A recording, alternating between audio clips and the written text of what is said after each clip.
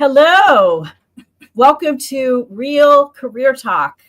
I'm Ruth Sternberg, and I am a career coach. I'm based in Rochester, New York, and I work with people mostly mid-career who want to pivot to another role. Maybe they've been forced to, or perhaps they just have realized that they're not really happy doing what they're doing. And today, my guest is Nick Kossovan. Did I pronounce that right? Yes, you did. Yes, you did. You might be familiar with Nick. He writes a column, The Art of Finding Work, on Substack, which I started reading, and I rapidly became a fan because Nick really gives great advice. It's very practical. And so I thought it would really be enormous fun to go on a live with him. Nick, can you tell everybody a little bit about how you came to start writing The Art of Finding Work? Because you are not a career coach. Tell everybody what you do and how this all happened. No. So I'm far from a career coach, never even touched that realm. So how this came about is my career has been, I'm a notorious job hopper. So I work in the call center space, customer service, so forth. And I've, been a gypsy, sort of, so to speak. Along comes COVID. Massive layoffs were happening due to businesses shutting down and so forth. And I had people reaching out to me, friends, family, acquaintances, whatever, and saying, Nick, I need some advice here and there because you tend to, be able to switch jobs quite easily. So it seems anyway. And so I started helping people, and a good friend of mine said, you enjoy writing. And I was writing a column, I still do, by the way, called Digitized Coffee with Nick, which is a holistic look at social media. And they said, you should write a column about finding work. I took the idea, ran with it, sent it out to some editors and so forth. And it took off. And today it's a syndicated column across Canada mostly. We are in the US also, in small markets, Cincinnati, West Virginia, things like that. And it took off. And then to go to the Substack, I brought it to Substack about a little over a year and a half ago, more or less. Might as well park it also there to give more exposure. And that's how I came about to writing The Art of Finding Work. Yeah, it's really good too. I mean, you really should go into career coaching because I think you'd be really good at it. But today we wanted to talk a little bit about the things that people believe when they're going through a job search. Because let's face it, your mind just starts racing all over the place. Especially if you're out of work, you're in a dead panic and you're trying to figure out, oh my God, what am I going to do? I got to get my resume in order. Oh my gosh. And the thing is, it's not like most of us have ever taken some kind of a course that teaches us how to find a job. It's always been maybe someone you knew or dumb luck or something, right? Exactly. There are a lot of ways to find a job, certainly. But most people don't go about it in a very organized, strategic way. And there's a lot of things people think about finding a job that just, they're not really true. And it's comforting because some of these things could be pretty frightening if they were true, in my opinion. Yeah.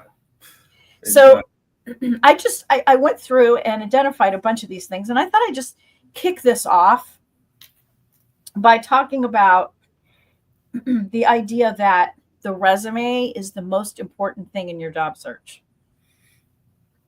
Right. Now, a resume certainly is important. I mean, we still have resumes. They haven't been replaced. And people do require you to have a resume, of course. But the thing is, I always say, and then I'll turn this floor over to Nick, is that a resume is kind of like a business card. It's kind of like well, here I am. This is kind of what I'm about. I'd like to have a conversation with you. Right? Mm-hmm. It's the top of the iceberg. Everything else, your networking, your interviewing, your research, all the things that you have to do to really match yourself to that job, that's really most of the iceberg. Right. And you don't really see it, but it's work you have to do. So Nick, why don't you talk about that a little? And also, you're a hiring manager, so you have some very deep insights into this. Yeah. So to your point, a resume is basically a business card, maybe just, a little bit more than that, but it is basically a business card. Um, the idea of a resume is, at best, it'll pique interest for me anyway, and I will look into the candidate a little bit more. Inevitably, it'll be LinkedIn, their digital, footprints and things of that nature, like that. And if I like what I see, there's no red flags, however you want to put it, then of course the real work begins, especially for the job seeker. I'll call them in for an interview, or HR will do the screening, and that's where the real work begins. The phone screening, the face-to-face interviewing, doing, which I always recommend, a thank you note afterwards, maybe reiterating some points you mentioned in the interview, or something you wish you had mentioned that would be relevant to my hiring you, and so forth, like that.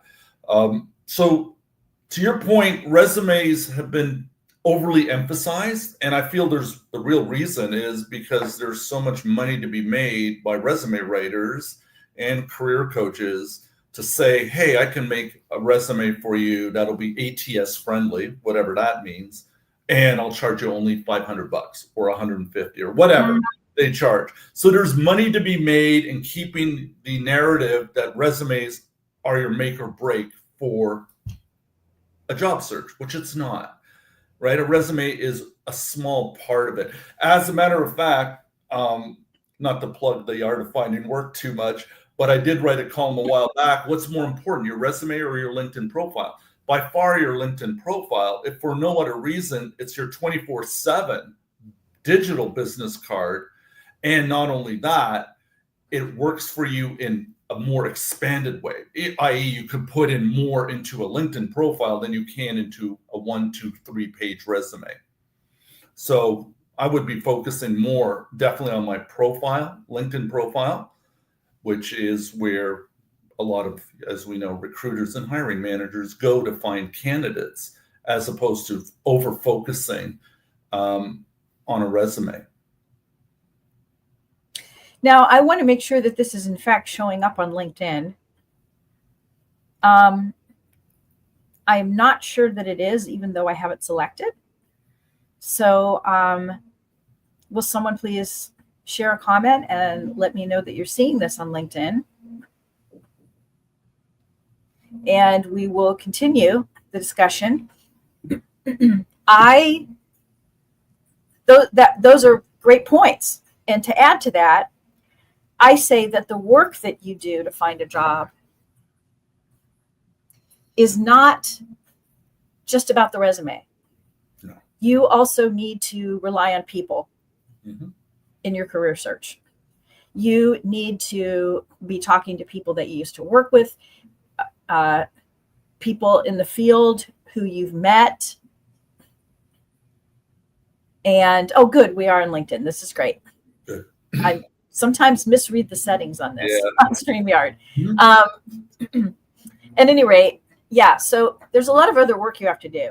Yeah. I mean, the resume to me is almost like the end result of the work you've done. You have to, the work in the background is that you have to understand what the value is that you're bringing to the market and to that role. Right. That takes some work up front to really think about, okay, what have I achieved in this kind of a role? How have I helped the companies I've worked for? Can I concretely describe that in a resume using accomplishment-focused bullets? Right. Can I give an overall snapshot of what I bring to this role? Now, that's upfront work you really need to do. It isn't just a list of the jobs and all of the duties that you were assigned. That is not a resume. A resume is, how did I help? Mm-hmm. How did I make a difference? Mm-hmm. Give me the examples. Show me. Because that's what the employer is looking for, right? Exactly. They got goals, you know. So, right. And then in the background, it always helps to reach out to hiring managers on your own. You see a job posting, contact the hiring manager. I'm interested. I've been doing this work. I understand what the problems in the industry. I'd like to have a chat with you about it. Reach out to the recruiter. this kind of dovetails on another point, which is, oh, and one more thing before I move on is you also need to practice talking about yourself. Mm-hmm. You must be able to coherently, explain who you are, why you want the job, and also connect the dots between what you offer and what the employer needs, because this is what the interview conversation really is supposed to do. And a lot of people say to me, oh, I'm really good at interviewing. But then when we sit down to practice, I realize they fumble around, they talk too long, their thoughts aren't organized. Practice is extremely important for interviewing. It cannot be overstated. And I also have people say to me, oh, I just wing it. Yeah, don't wing it, people. Please don't do that. Do your thorough research, find out what that company's problems are, and then prepare yourself to connect what you've accomplished to what they need you to do. Am I right, Nick? 100%, 100%. Employers hire for results. They don't hire your opinions of yourself. So the more you can say this, it's actually the formula is simple. I did X, Y, and Z for whatever employer in the past, and I would love to do this for you. I'm ready to do this for you. My experience will allow me to do this for you, and so forth like that. But I like what you said earlier, just a few minutes ago, the rambling and all that. You got to keep in mind, interviews are not that long. They're half an hour, 45 minutes, an hour maximum. So you got to be succinct, especially in a hiring manager. And if I'm talking to a C-suite executive, they want bullet points. Okay. When I talk to a boss or something above, they don't have time to hear all the fluff. Okay. They just want, give it to me straight. Well, interviews are pretty well the same thing. I mean, you're going to have your beginning, of course, get to know, how's it going? What's the weather like? Whatever like that. But really you want to hit the metrics you've done, the job, things of that nature, give quantitative proof and keep it succinct. I can't stress it enough. Definitely. Half an hour will go by like that. Oh, it does. And I teach a pretty much, human beings think in threes. It's very easy for us to think in threes. Right. And I coach people to just use a 3-part structure. Exactly. Yeah. What was the situation? Mm-hmm. How did I approach the situation? And how did it change what was going on? What was the outcome? How did I help? Mm-hmm. And then you can extend your answer by saying how it connects with the work that they're doing, that employer is doing, to help them connect in their minds your value to them directly. And I always say, what you're trying to do is you're trying to show up as though you are one of them. You think like them, you understand their problems, right? You want them to be thinking in their minds, oh gosh, I could see Nick working here. He'd probably be really good. See, this is the thing about the interview. And then the thing that this really attaches to, this whole resume being the most important thing, is the idea, and it's become sort of a cliche, but spray and pray. Yeah. I am going to just apply to 500 jobs, as many as possible. I'm just going to shoot my resume all over the place because it's a numbers game. Okay, okay, listen, if you send out 2,000 resumes, okay, chances are somebody's probably going to contact you because, it's kind of an odds thing, right? But who the heck wants to spend? It takes like an hour, sometimes more per application. Do you want to spend like 2,000 hours of your life sending out applications and just not knowing what's going to happen? Mm-hmm. That just, to me, does not seem like a very good strategy. And not only that, this is one thing that people, and I've done it myself, so I'm talking from experience. When you do that, okay, spray and pray or whatever, here's what happens. You might get a job, okay? Your odds or whatever. Let's say you do. Usually it's not the place you should be. Usually it's the wrong job and you end up hating it because you just took a shot, right? That's right. Exactly. So if it does work, it works in the wrong place, okay? They hired you and then you go, yeah, this is not what I really wanted. As opposed to if you started looking for what you wanted and researching around that, your negotiables, non-negotiables, whatever that might look like, then and there's no guarantees in job searching, but your Of course odds not. much, much, much better. You'll end up with the right company, more important, I always say, the right boss, and very important, the right colleagues. But if you spray and pray, you're taking whatever comes your way. And it's usually not the good ones that come that way. It's true. I you really, and this is the, I was talking before about all the prep work for looking for a job. Yep. One of the most important things is to understand what it is you want. Mm-hmm. We all think, and I understand why we think this, that we don't hold the power. The employer is the one that gets to decide our fate. It's not true. Mm-hmm. You do have agency here. You are allowed to decide.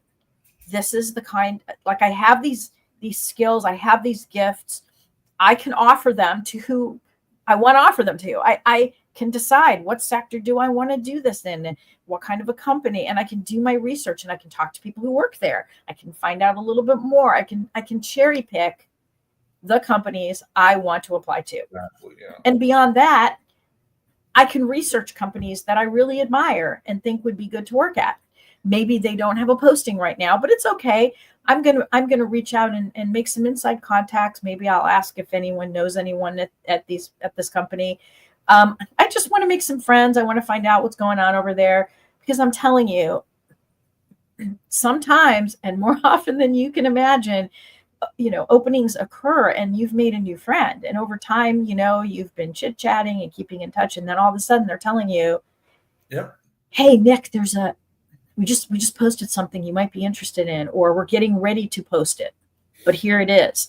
Yeah. And they'll help you. I mean, you can give them your resume. They'll take it to the hiring manager. I mean, you got to make these relationships. Mm-hmm. But the other reason not to spray and pray is that your resume cannot fit all these jobs. You have to tweak your resume for each job you apply for. I know it's bad news. It just causes you to go, oh God, I'm so tired. But the thing is, if you have a very sound foundation on your resume of what you bring to the role that you want, the tweaks are not that major. They are things like, how do they talk about the industry? I want to use their language a little more. Mm-hmm. What terms keep showing up over and over in the job post? This must be an important term. I need to use this somewhere. You're just trying to figure out, how are they presenting themselves and how can I match what they're asking? And people get they do get very uptight about these applicant tracking systems when you start talking about this. But honestly, folks, if you understand the industry and you have a lot of the language in there from the industry, and you've put some, you've read the job ad and you know what they're looking for, and that's reflected, you're okay. The reason these days, especially, that you might be overlooked when you apply is not because of your keywords. It's because of volume. Some jobs, depending on the level of job and the sector, have hundreds, if not thousands, of people applying for them. You're going to get lost in the pile, because what usually happens is, after ATS scans and then kind of sorts things out, the person who's helping with the hiring is going to take a look at the results. Well, what human being can really go through more than just, a dozen or more applications? I mean, Let's face it, right? This is why it's critically important for you to contact people, to let them know you're applying and why you're applying. And, I'm just going to say it, jump the line, send them your resume directly. Sure, you're going to apply for the job. Yes. But you're also going to let them know you're doing it, and just, give them a heads up. And people feel a lot of people just feel really just weirded out by that. But listen, people, you got to take responsibility for your career. If you just sit there and wait for someone to get back to you, it's just like you're gambling or something in a casino. I mean, Yeah. And you were going to say, Nick? I was just saying, you just brought, I always say, applying online, which is expecting a stranger to hire you, is equivalent to playing the lottery. It is. You're playing the lottery like that. So what you're offering as advice really the gamble out of it, and it takes also the chance out of it, like that. Now it's because what people it's sad as a society, that's a whole different world, but we're becoming more and more reclusive apart. And Yeah. job coaching is definitely a people contact sport. And that's where people struggle because they all want to work from home, hidden, this and that. The socialization is coming down very rapidly. But that's another issue. That's a social issue. But job searching is still, to your point, a contact sport. It's a one-on-one. It's not, oh, I'm going to throw in a resume and a stranger's going to hire me. And I hopefully will just have to deal with them on one or two face-to-faces. It's much more than that. It's constant networking. It's constant putting yourself out there, taking the rejection. Don't take it personally. Business is business, and moving on. And more importantly, is showing, like you say, your value. Constantly talking about your value. I've written columns on that. And the best job search hack I can think of: talk to people. You never know, right? You could be at Starbucks in line, and the CEO of a company that could use you could be right in front of you. It's happened to me in lots of great conversations, not only in job searching, totally in a library, in a restaurant, waiting.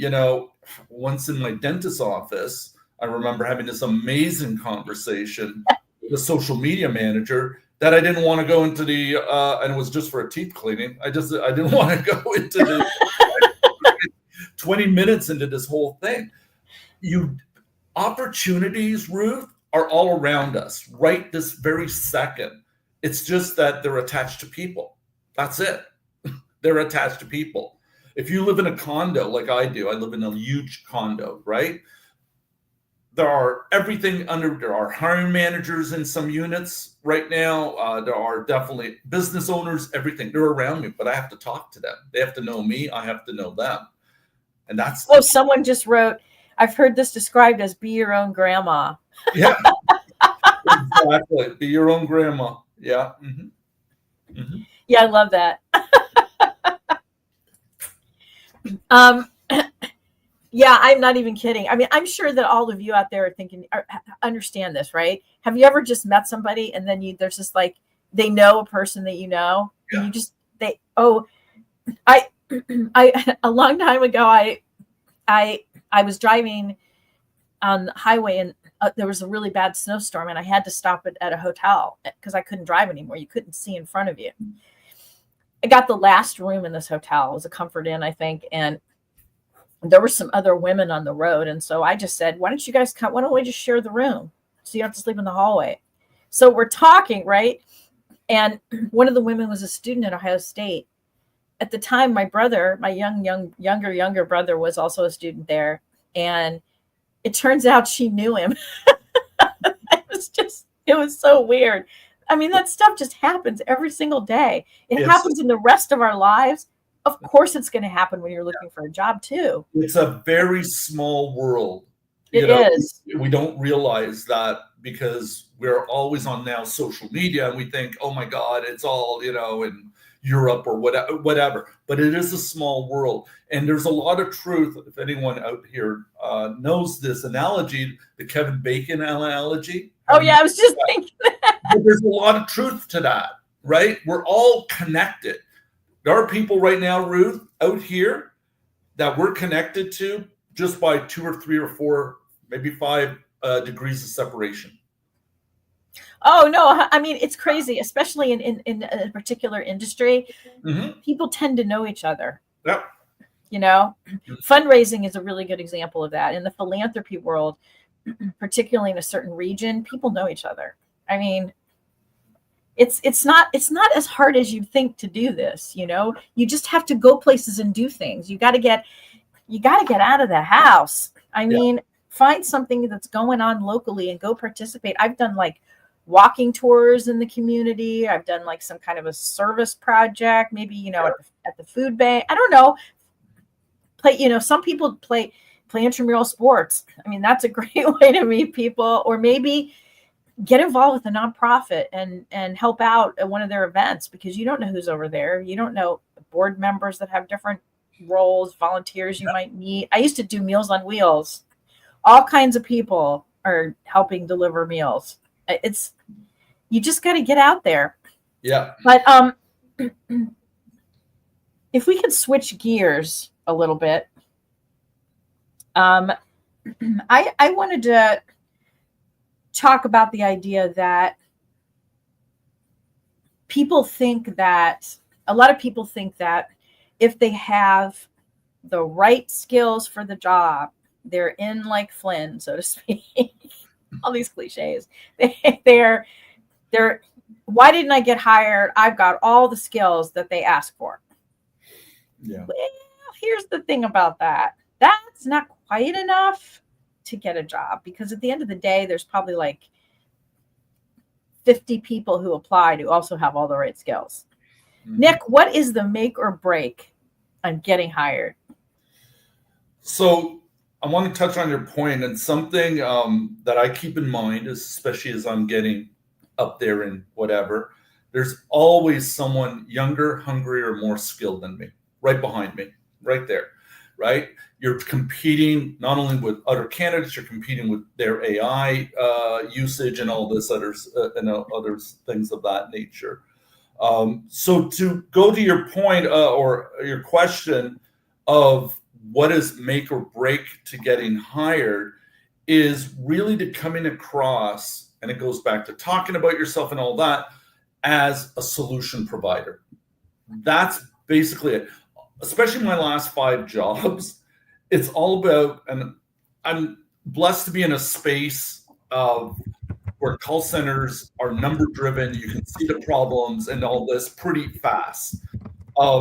It's all been because the employer had issues that they needed a resolution to, and my past experience and bases and all that.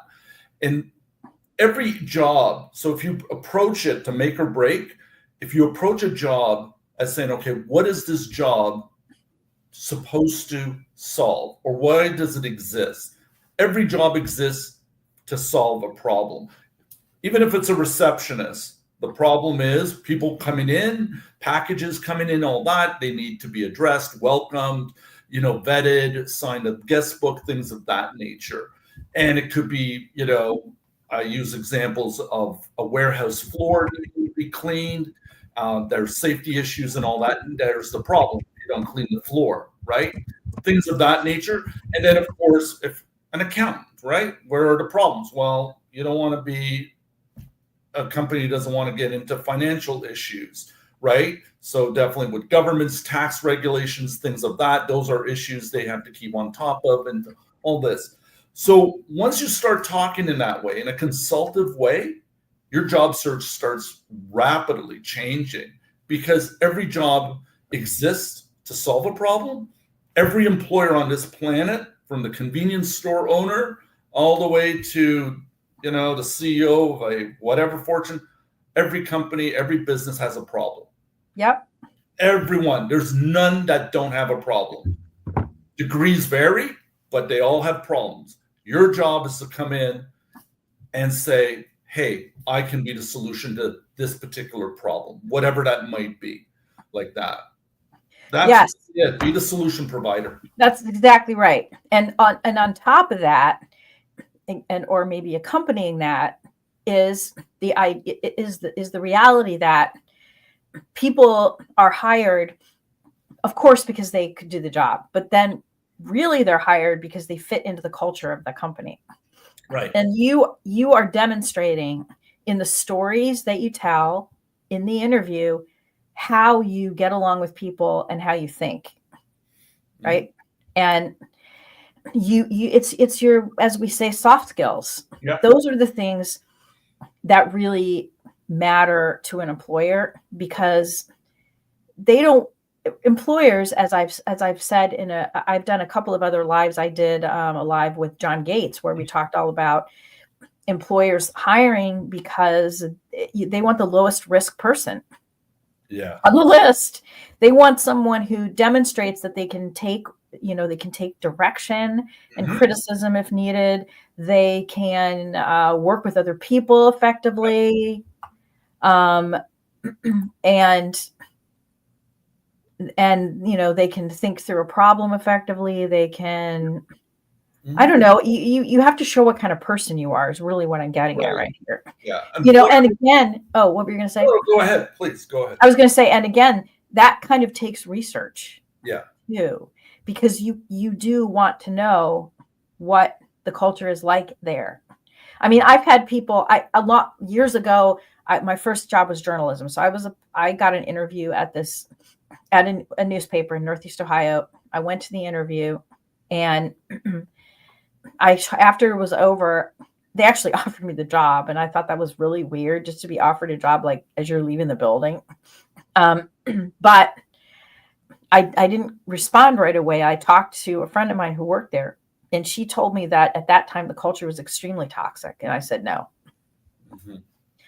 You got to have people explain to you, like, how does it work on the inside? It's really, especially if you care about that stuff. I mean, I do know people who think, oh, it's work. I'm getting a check. I don't care. I have a high tolerance for everything.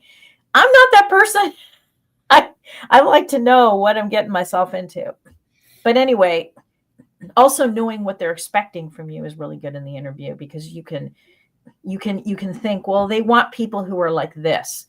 Okay, I have some stories I could tell when they ask me questions that demonstrate I'm like that. So that's really how you get hired. It's not really just for your skills, No, right? definitely not. Definitely not. Right. I mean, employers aren't, and I certainly wouldn't want to hire someone that I feel would be a disruptor to the team. You want to No. I mean, Lego. exactly. I don't care about much of the Lego, but I need it to snap in, right? It might be a different size, it might be a different whatever, but it fits in at some point. I've interviewed many candidates that go, they're going to be a disruptor to the team. I don't need that. I need someone disrupting maybe my process in a positive way, but I don't need the team disrupted. And harmonious teams are very, very hard. I know this again from personal, very hard to create, hard to maintain. And I'm like, now in this stage, it's like I am so on top of not disrupting the team. Like that, it took so long to get to this point. I'm like hyper focused that whoever joins the team has to fit in, maybe not seamlessly, but close to seamlessly, like that. And they got to be manageable too. I think that's another thing. A lot of times, candidates come across, and I'll say to myself, yeah, they're not going to be manageable like that, because they got a lot of sense of entitlement is coming across, or very opinionated, or worse yet, they're already telling you their needs and wants, and relax there. You haven't Exactly. got to that stage yet. So already you're shoving on me all this stuff. Yeah, I can imagine in the workplace how you're like. It's not about you. It's about them. Exactly. Right. Do you see the question? Can you see the question down here? For role reading and negotiating IT contracts.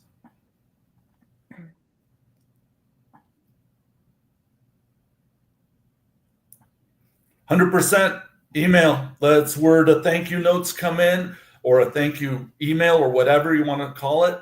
100%, and she could start it off with something as simple. It was great chatting with you. Upon reflection, there are a few things, our time being limited, I would like to add. And one of them could be your negotiation skills. 100%. You can never, let's put it this way. I'm not guaranteeing anything, neither is Ruth or anybody, but you can't go wrong doing this. You can't go wrong. No, here's the thing. Okay, you don't want to waste any communication you have with the hiring team. When you just write a thank you note that says, thank you, I appreciate your time, I'm looking forward to hearing from you, you've wasted that. Yeah. This is a golden opportunity for you to reiterate your fit for this role. Right. And to to your point, person who asked the question, to say, just as Nick said, by the way, I know time was short and I did want to tell you about something, and just tell them. Yep. Definitely 100%. Mm-hmm. So yeah, do it and see what happens. They're not going to hate you for it. You won't get disqualified. No, absolutely not. Yeah, you can't go wrong with it. There's no guarantees, but. No, right. And I promise you, most people won't do it. Yeah. This is the thing. Mm-hmm. If you take the extra time to research, connect yourself with the role, and also to take all the communication opportunities at your disposal to keep pitching yourself in different ways, you are going to be ahead of most people. Mm-hmm. Because most people do the thing where they apply and they wait. More for you. They're all doing that. You don't do that. You're different. Mm-hmm. You stand out. So yeah, absolutely. Definitely do it. 100%. The other thing about interviewing is that you can also, you can also, you can practice leaving behind something about yourself after the interview, a leave behind. Like I learned this years ago, and it is a very, very good tip, depending on what kind of a job it is. Mm-hmm. If, for instance, if you're a graphic designer, you already have your leave behind, it's your portfolio, right? So you want to make sure that they know where to find that, and you can remind them when you write back to them, right? I used to, back in the day, as a writer, I used to put together a little sample book, just a few of my samples that were relevant. And I went to Staples and had them bound. And after the interview, I said, I have some samples of my work that I would like to leave with you, if that's okay. Because you ask them, because some people don't like to be loaded up with stuff. And then I would just leave it behind. The thing about it is, if you leave something behind as a reminder of your value, you will be remembered. Yeah. Mm-hmm. I mean, back before we had all these digital tools, and things were more challenging because you really couldn't look through LinkedIn to find contacts. So you had to use much more of and networking savvy, I would go so far as to say, if you're going to do a leave behind, put it in a purple folder, because when it's on their desk, they're going to go, what's that purple folder? They're going to go, oh yeah, that's this candidate. Right. Yeah. So we have another question, which I'll just share. In follow-ups with recruiters, should you also pitch yourself, especially if they were not in the interview? Interesting. You actually always should pitch yourself to the recruiters. When you find a job, LinkedIn specifically will tell you sometimes who the hiring team is, and they'll tell you who the recruiter is. Definitely reach out to that person right away and say, I saw that you're representing a role that I think that I'm a good fit for these reasons. I'd like to set up a chat. Mm-hmm. Recruiters want to fill these jobs. You're helping them. And keep in mind, what the recruiter knows about you is what they'll be able to tell the client. Well, that's true. If you're doing, and I know people get all upset about it, but a lot of times you have to do some of the recruiter's job. And that part is, putting together a case for yourself that the recruiter can bring. You think, recruiter should be making the case. Yeah, you're helping them when you do that too, because you're yourself, give it to the recruiter. Yeah. They might tweak it a bit, but you've done the heavy lifting for them so they can take it to the client. And if it's after the interview, no, I always recommend following up with a recruiter after the interview, 100%. Get back in touch with them. Sometimes they ask you, how did it go? Right? Just get back in touch and say, hey, thank you so much for that connection. That was really great. It was such a good interview. I'd love to follow up with you about it. Could we chat? And just chat with them about it, or write to them and say, I felt it was good for these reasons. I really felt that I fit in for these reasons. Like, just try to continue to make your case. So yes, absolutely. The answer is yes. Just to go back for a minute on Sure. leave something behind. So I know there will be people who say, well, I'm not in the writing space or in the art space or whatever, marketing and all that. But your point is valid. Actually, probably will be a future column now, because in my case, I have left behind, and people have done this for me. I can leave behind reports of my call center's performance, non-confidential numbers, mind you, non-confidential numbers. Right. Leave behind a report. I have had one, I'll never forget this client, a couple of jobs back, and they left behind their last performance review. Well, they seriously didn't do the purple folder thing, which would have been another plus. I read it. It was a no-brainer then to hire the person, right? Because I had it right there. It wasn't. I didn't even have to do a reference check. Like, talk about that. Things of that. There's always something you can leave behind for sure. If you really think about it, it's not just you have to be. I got to have a portfolio to leave behind or writing samples. There's so much you can leave behind. Reports, stats. Your last performance appraisal, if you feel comfortable doing so. There's so much you can leave behind. Oh yeah, and the other thing you can do too. You take testimonial, great emails that you had as a service, customer service. I've had reps do that because I hire, call center customer service agents. I had a few that, here's a few emails I've gotten from past clients. Okay, cool. Yeah, that's really good. The other thing you can do is you can, when you follow up with them, you can say, I was just thinking about the role. I was thinking about the job, and I thought I'd share with you my 30, 60, 90-day plan, how I would approach the position in that time period. Yeah. And then attach it. Yeah. Because that just shows you, and Nick's taking notes for his comment. Yeah, this is good. This is good. Yeah.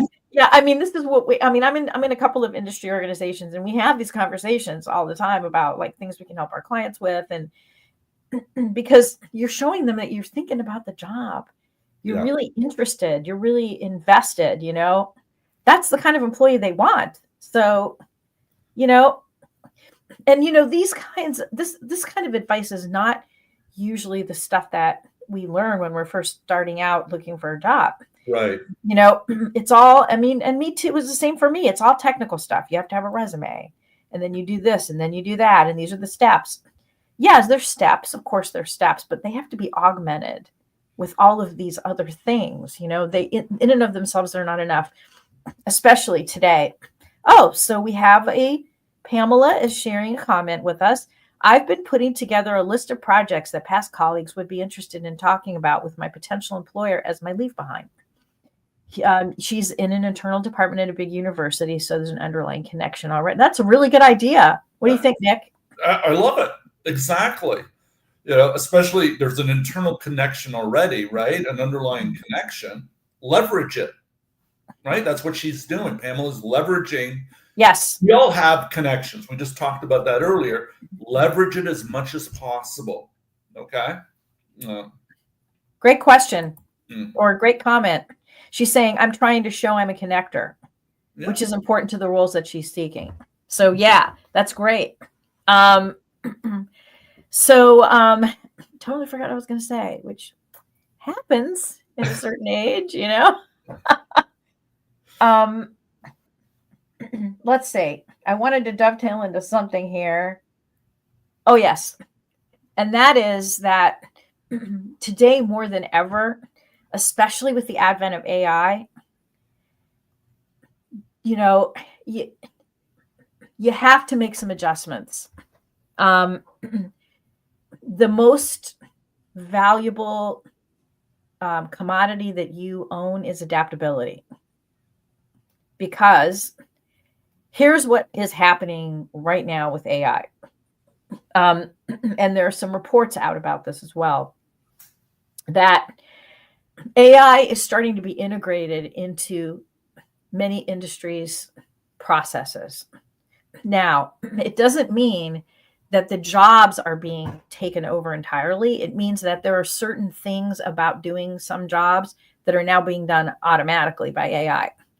So this means that there are other aspects of those roles that are not, that humans still have to do. So your job as a candidate is to suss that out. Is AI impacting this industry, and how? And where do I fit as a human? And that's how I have to sell myself. You have to, I mean, I really feel like in this technological age, and I do have to give credit to Marie Zimenoff from Career Thought Leaders, and it's a great organization to follow, talking about this specifically. In the technological age, there's a lot of change and it's very fast. And if you are a job candidate, you really have to keep your eye on that, because you want to be able to be valuable to the employer. So you have to know, okay, in what way am I now valuable? Am I still valuable, or am I going to be valuable because I'm paired with technology? Or I hope I'm making sense. Am I, Nick? 100%. You want the candidate that can work besides technology. So think back in the Industrial Revolution. Who got hired? The ones who can work with the machine. They weren't the ones complaining about the machine. Yes, good point. And as we grow, and technology has been around for 40 years, with Word, emails, things of that nature, it's those who work with the technology as a partner. So AI is a partnership now. If you think of it that way, you will go a lot further than those who fight, learning AI or fight against it, or worse, those who lean on it 100%. That's not a partnership either, right? A partnership is I get something out of the AI, whatever that might be, and I do my thing. What is it my thing to do it? It's like a marriage almost, right? Not that I'm one to talk about this, but it's her thing, I can do my thing, and together it's an amazing whatever like that. And that's exactly the same thing with AI. Look at it as a partner. Yes. And that's partnership. We could go on forever about this topic, and there's a lot to read about this aspect, but there are things humans can do that AI will never be able to do. Right. I firmly believe it, even though people keep contradicting me. But we also have a question here, and that is, when does a connection tip into pestering? What are the danger signs? That is a very interesting question. Nick, what do you think? Okay, so the question becomes for me is, how important is it to have that relationship with that person?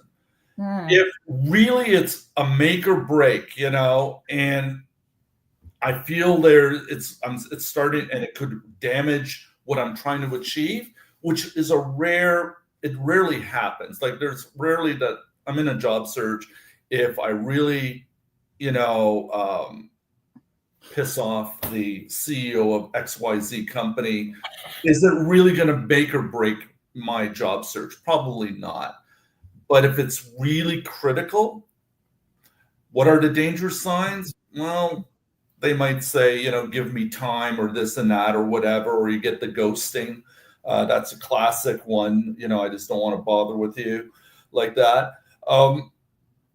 It's hard to read people. It goes back to our earlier conversation. This is a people thing. It's hard to read people when you're just doing emails or just doing DMs through LinkedIn or whatever like that. It's when you're talking to them, you have to read that room. You got to read their voice. It could even be on the phone. You'll feel it, right? I can feel it when I'm pestering someone, and then you got to back off like that. So it's hard Yeah. I have a suspicion, though, that you probably aren't doing that, the person asking the question. And the reason I say this is because many people are timid about reaching out in the first place, and they think they're pestering someone. It's okay to reach out to people. Yeah. If you reach out to someone once, they don't respond, and then you just reach out again just to make sure they saw your email or whatever it was, that's fine. Yeah. If you're still not hearing back from them, I would probably take that as a signal. Yeah. If you're looking, but let me just caution, let me just tell you, if you're trying to connect with someone on LinkedIn, you need to scroll down and check their activity, because some people haven't posted anything, and you can tell that they're just not active. So they probably didn't even see it. So that's one thing. But you just got to go with the vibe. Do you feel like something's off? Mm-hmm. But you still should reach out. And I also think that if you're in conversation with somebody about a situation or a job, it's fine to check in. If you're waiting for an answer on something and it's been a week, just a quick friendly, hey, I know you're really busy. Just wanted to check in, see where we are on that. It's fine. Yeah. Look, if you're sincerely offering to help this employer because you're very capable of helping them with their problems and you are offering that, if this person is not going to be receptive to that, I would seriously wave a little red flag. Yeah. Like, wait a minute. They don't want to talk to me. Is this like a rigid place where they have all of these hierarchical rules and politics? Is this where this is coming from? If I were to go work there, is it going to be comfortable? Like, what vibe am I getting here? Mm-hmm. Right? Yeah. You have the right to be treated like a human being. You have the right. I think people start having sort of a doormat complex, when they're looking for, not everybody, but some people. I think they start just feeling like it's almost like, oh my God, please, sir, can I have some more? Like in the musical Oliver, you're not a beggar. You are not a beggar. I actually wrote something on Substack about this a while ago. You are offering a gift to them of your service. You are not a beggar. So I always say two things, right? Number one, when you're reaching out to someone, especially for the first time, lead with value. So to your point, yes, solution, lead as a value. And I'll give for networking here. I've repeated this many times through columns like that. When you meet somebody for the first time in the Starbucks line or at the dental or whatever. Or at a networking event. Or a networking event, wherever. I just had an example a couple of days ago. But at a gas station when I was whatever. And always say to your first question, how can I help this person? When you start, first thing in my head, right? So in the case of the gas station, and it turned into a big conversation that people were honking at us to get away from the gas pumps because they wanted gas. So I was driving, I own a 82 Corvette, whatever. So I'm driving a Corvette, local gas station, gassing her up. Guy pulls up with a 92 Corvette next to the pump. And so we started naturally talking, hey, blah, blah, blah. And he was having problems. So I told him where my mechanic was and all that. And that's how the whole conversation revolved around. Next thing I know, he gives me his business card and so forth. So if I ever need AC work, I know where to go to and things of that nature. I gave him my card, but doesn't, whatever. I'm in the waste industry, whatever. But that's how conversations happen. It's the first step. How can I help? Right. And if you're on LinkedIn, here's the thing about LinkedIn. I have to say this. There's a lot of scammers on LinkedIn right now. There's a lot of spammy email. And so when you're reaching out to someone, they could very well be trying to assess whether you are a real person. Yeah. Right. That could be what's happening. Because we all do it too, right? When we get emails, we're like, okay, is this like for real? Or okay, it's normal these days to think that.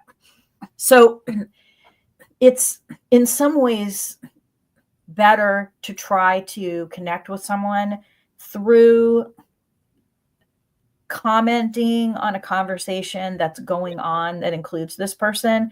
Like if you follow the person and you see their posts and you interact with their posts, and show that you are not a bot or some scammy person, then they can see that you're a real person. And then you can turn around and say, I was enjoying that conversation. I'd really like to connect. And then they can see that you're for real, legit. Right.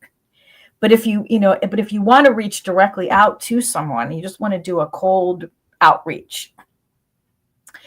It's really important for you to explain why you're reaching out. I get a lot of connection requests. I don't know why this person is contacting me, or they're saying something that really indicates they've never read my profile. Yeah. Right. Be clear about why you're connecting. Just be clear. Say, hi, I noticed that that at your company, you're looking for this, whatever the role is. And I'm really interested, and I'd like to find out some more information. If it's a hiring manager, you could say that, right? You just have to let them know why you're trying to connect, and then see and just go from there. Mm-hmm. I think where we fall down is when we just think that we have to hide behind something. Look, that hiring manager and that hiring team, they all had to look for work too. Yeah. They were there. They get it. So you can be, I think in this day and age, you can be a little upfront with people about what you're trying to do, Mm-hmm. without being, without, you do it gently, right? Yeah. So yeah. But you know what? Ask a trusted friend. If you're going to send somebody a message, just ask your friend, can you just read this and tell me, how does this sound to you? Does this sound like a good message I could send? Is this like, if you got this, would you open it? Would you respond? That's always a good way to do it too. You really have to use every connection tool and method at your disposal when you're in a job search. And we're on LinkedIn right now. Well, I think I'm on Facebook and YouTube, but I got to tell you, every social media platform is a good place to connect with people. Think about this. Facebook has all these millions of groups, right? For different things. Like, I like to collage. So there's all these collage groups on there where people are showing their work and even sending each other scraps and materials and things in the mail. I mean, it's a thing, right? There's groups for industries. There's groups for job seekers in your area. You have to check these things out. There's a lot of ways to find people to connect with. Just do it. Was all I'm saying. Don't say no to any opportunity that comes your way. And I know it really is tiring, but if you set small goals and just say, this week I'm going to try to make 2 connections. That's it. Yeah. I mean, just try to set yourself a manageable goal, because these things grow. They tend to grow, because when you connect with somebody, you have the option to always ask that person, who else do you think I should talk to? Because when you do that, you're then opening up a whole world of new people that you don't have to fish for, because this person can introduce you. Right, Nick? Yep, definitely. I mean, I know, and it makes people, I've said this many times, job searching is actually a sales process in its own way, right? So you're prospecting, you're building a funnel, so forth like that. No different than the guy who gave me the AC, his business card, right? You're always prospecting, whatever. You never know. So to your point, connect with, and there's no such thing as a right connection or wrong connection. People, like I said, opportunities are right around us this very moment. They're just connected to people. That person after this, when you go wherever, to your coffee shop or wherever, and you're talking to, well, think about it. Every CEO, every hiring manager has kids, a wife, family, whatever. You never know. I've gotten jobs quite a few times just through that. Talking to someone, oh yeah, well, my uncle happens to whatever. And it's all around us, right? So it goes, and I don't know, Ruth, what your thoughts are on this, because the numbers are always 80%. Is that too high, too low, about the hidden job market? So if I had a choice, yes. Well, yeah. The jobs I'm in now, they weren't advertised. It was a reach out. Well, there is a fair amount of that. I mean, I don't know what the numbers really are, but right, no one knows. But if a company or a person, think about it, if I'm a hiring manager today, and I've done this quite a few times in my career, and I need to hire X, Y, and Z, first thing, before I talk to the HR to put out the ad or whatever, who do I know? Right here in the old head. Who do I know? And a lot of times I know Mary. She would be perfect for this role. Mary, are you available? If yes, great. If I have nobody in my head, then the ad goes out. guarantee you a lot of jobs. We all know, and we call it nepotism and all that, but that's whatever. It's A lot of jobs are fine. filled that way. That's how the world works. That's how the world works, right? If the hiring manager today, secretary or a min or whoever leaves, they're first thinking, who do I know that can replace that person? Because no one, between us, no one really wants to go through the hiring process as a hiring manager. It's time away from our work. Oh, no, it absolutely is. If I can avoid it, I'll avoid it. Sorry, but that's the facts, right? I'll avoid hiring processes because it's a dream. Trust me, going through doing the interviews, getting back to the people, don't always take rejection very well, all this other stuff. I can avoid all that, and I just go straight to what I know or who I know. Or I ask friends too. I'll put it out there amongst people in the industry, right? Oh, no, 100%. Yeah. Well, we're at the top of the hour. Yeah. A little past it. This has been a great conversation. I could talk all day about this. Definitely. So I think, Nick, we should come back again, and we should do this again. Yeah, we definitely should. Yeah. I really enjoyed this. I really did. Yeah, me too, thoroughly. And I hope I helped you all. I hope we helped you, think through a few things, because you can be a human when you're looking for a job. Mm-hmm. And, be one.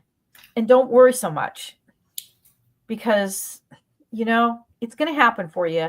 It might take a little longer in the cycle, but that's what it is a cycle. There have been many cycles. Mm-hmm. So just keep the faith, keep it moving, and absolutely reach out to me or Nick, connect with us, ask us anything you want to ask us. We're here to help. I also want to say that I have many, many wonderful industry colleagues whose posts you probably see online, and those people are amazing resources as well. So please take advantage of what's out there, because many people want to help. We really do. Yeah. And have a successful, pardon? Sorry, I want to leave everyone with one thought here. Okay. Very important. People are getting hired every day. Yes, they are. This job market. So if it's possible for them, it's possible for you. Okay, it's not an impossibility. Trust me, it's not. Nope. It might take a little longer than you wanted, but it's there. It is going to happen. It's happening right now. So I just had 3 clients get hired. Yeah, I mean, exactly. People are getting hired. I'm telling you. Yeah. You just got to work it. You just got to have some faith and work it and do it, and ask for help if you need it. Yeah. Okay? Got it? I don't hear you. Oh, somebody said, thank you, Nick. I love your newsletter. Thank you. It is. It's a great newsletter. All right. We will see you all again. Have a great rest of the week and a very successful job search.